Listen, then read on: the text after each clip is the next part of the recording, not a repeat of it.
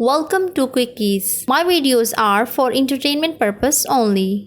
Hello viewers, आज हम आपके लिए एक बहुत ही मज़ेदार film lady in the water लेकर आए हैं। ये 2017 में रिलीज़ हुआ एक सस्पेंस ड्रामा फिल्म है जिसमें हम आपको नॉर्थ मरमेड से मिलवाएंगे। तो चलें फिल्म स्टार्ट करते हैं। फिल्म शुरू होती है और हमें हमारी स्टोरी का मेन करेक्टर हीप दिखाया जाता है। बताया जाता है कि हीप की फैमिली का बहुत बेदर्दी से मर्डर किया जा चुका है और अब इसकी फैमिली का कोई भी नहीं बचा। वो सबके काम आना चाहता था, इसलिए वो एक बिल्डिंग का केयर टेकर बन जाता है।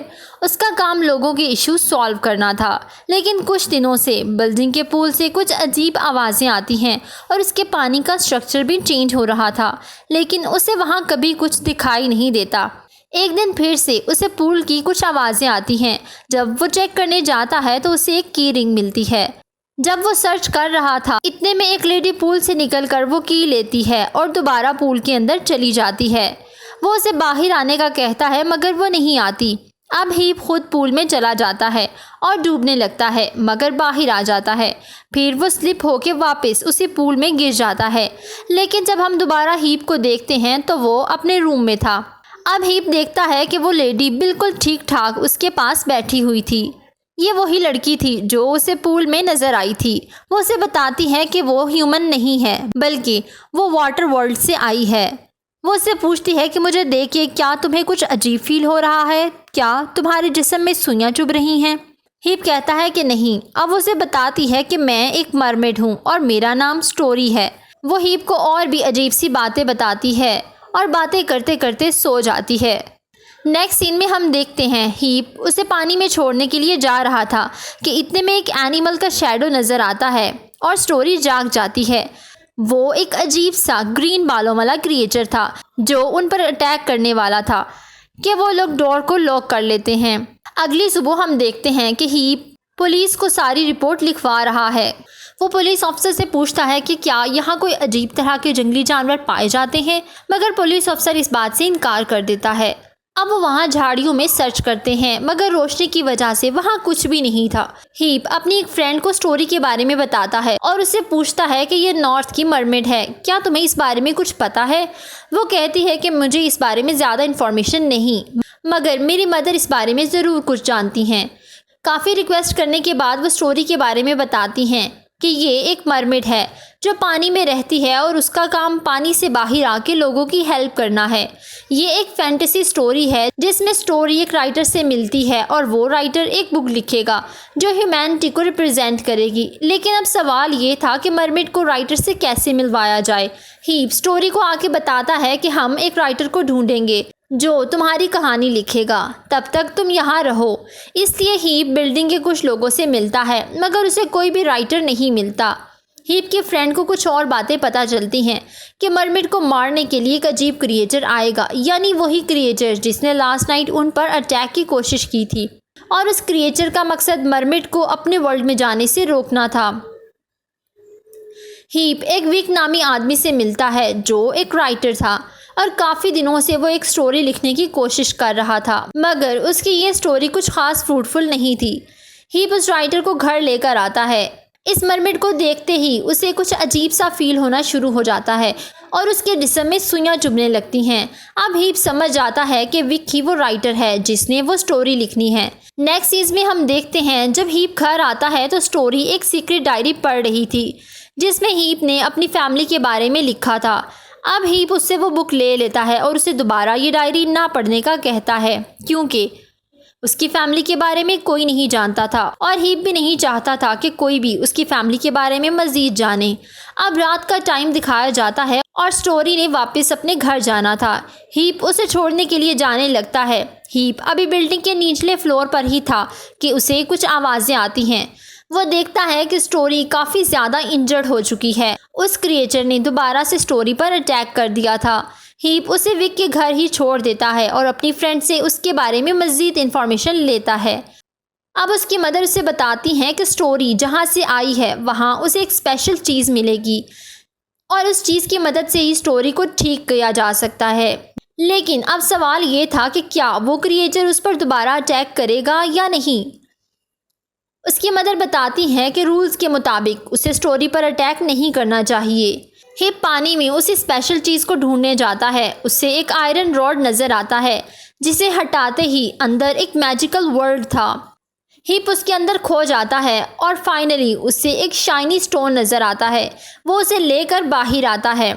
जब वो घर आता है तो देखता है हीप की फ्रेंड भी वहाँ आ चुकी थी। वो उसे मज़ीद बताती है कि वो क्रिएचर इस मरमिड पर इसीलिए अटैक कर रहा है क्योंकि ये एक स्पेशल मरमिड है जिसका नाम मैडम नार्फ है।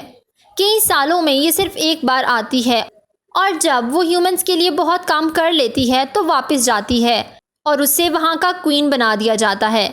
स्टोरी को फ़िलहाल ये पता नहीं था कि वो मैडम नार्फ है, इसीलिए क्रिएचर रूल तोड़कर उसे मारने की कोशिश करता है ताकि वो वापस ना जा सके। हीप वो शाइनिंग स्टोन आके स्टोरी को दे देता है। ये बातें विक और उसकी सिस्टर भी सुन लेती है।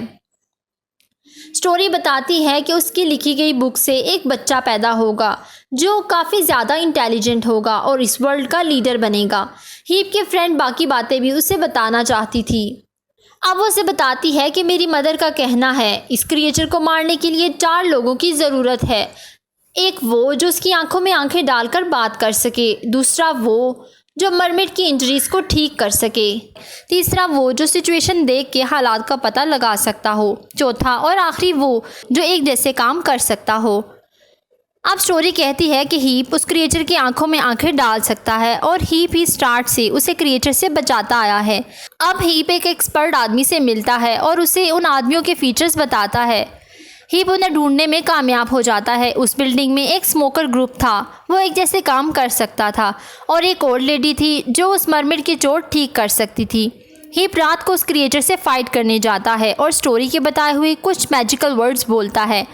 अब वो क्रिएचर बाहर आ जाता है। ये एक बहुत ही अजीब सा क्रिएचर था जिसके ग्रीन कलर के बाल थे, यानी अगर वो घास में छुपा हो तो कोई भी बता नहीं सकता था कि यहाँ वो क्रिएचर है। अब हीप उसकी आंखों में आंखें डालकर मुकाबला करने की कोशिश करता है मगर वो क्रिएचर नहीं रुकता और उस पर अटैक के लिए आगे बढ़ता है। तभी वो एक्सपर्ट आदमी वहां आ जाता है जिसे देखकर क्रिएचर अटैक नहीं करता। अब हमें पता चलता है कि वो क्रिएचर किसी अननोन पर्सन के सामने अटैक नहीं करता था जब तक कि वो ख़ास वर्ड्स ना बोले।